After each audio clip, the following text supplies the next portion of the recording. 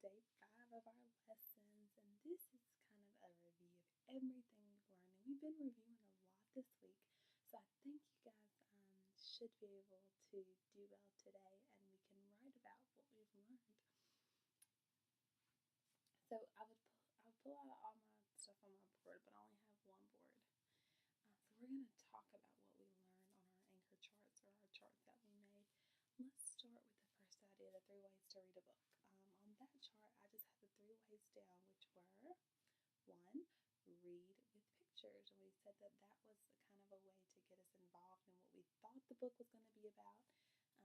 We can't exactly figure out the book just looking at the pictures, but it helps a lot. Excuse me.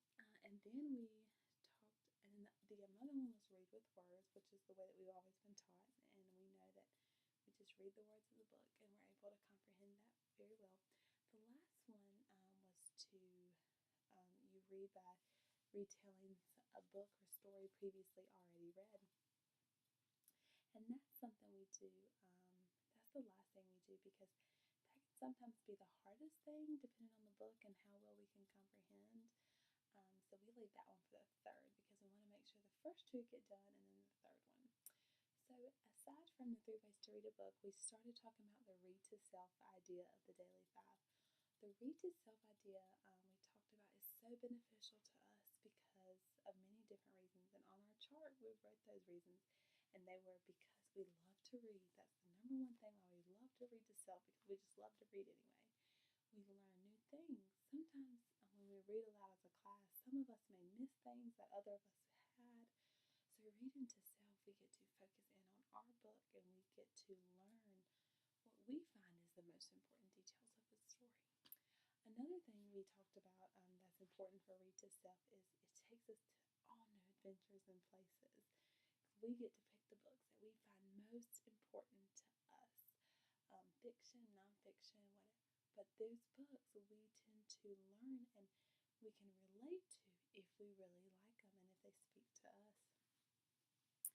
And we said that the reading to self, what that classroom should look like, if anyone remembers, is that it should be quiet, level 1, and the teacher will be doing her own thing, I will be doing my own thing, and everyone is spread out, everyone looks relaxed, which takes us into the next idea, or the next thing we're going to talk about and review is the ways to pick a seat in a class. And we said there were many ways, I still have them on this board. Away from distractions. Why should we pick a seat away from distractions? Okay, so we can't do our very best learning. We can't go to these magical places. We can't read the words because we're distracted by friends or by noises or anything. Make sure you have enough light in order to do the 3 ways to read. The number 2, which is read words, we have to have light. Choose somewhere comfortable.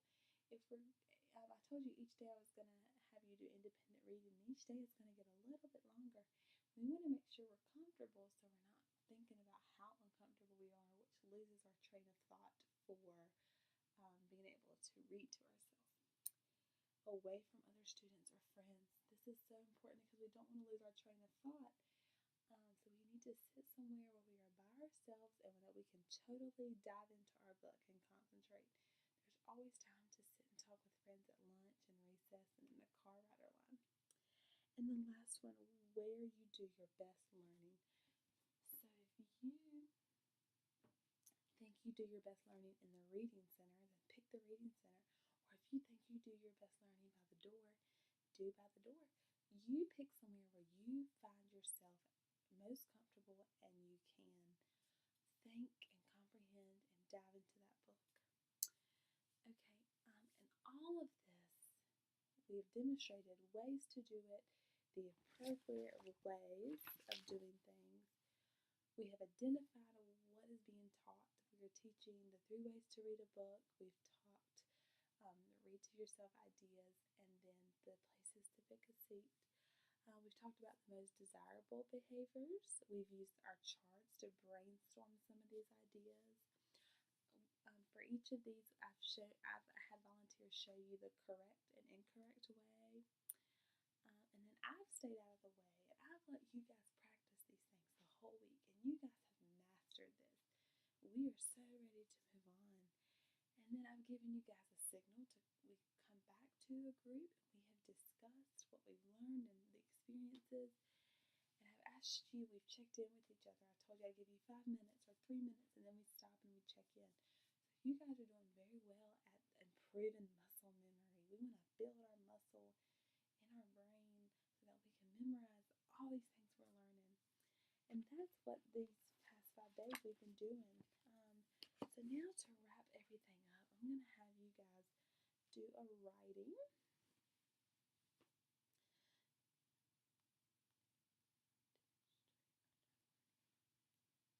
And I want you guys to get out your journals and I want you to write something. I want you to write me about 5 sentences about what we've talked about this week. If you're not sure how to spell it, I just want you to underline that word and we can go back together and figure that out. So don't worry about spelling. Just write. Write something you've loved, write something you've learned, write something you're still not sure about and you want to go back over. Model writing. Model what we've talked about. Put that into writing. I've seen you do it. Now I want to see you write it. And like I said, don't worry about spelling. Underline those words and we'll go back through them, okay? And that is the end of our Introducing Daily 5, our 5 lessons. You guys have learned 3 major things so far, and we're only going to learn more. You're doing such a great job, and now we'll get busy on our writing,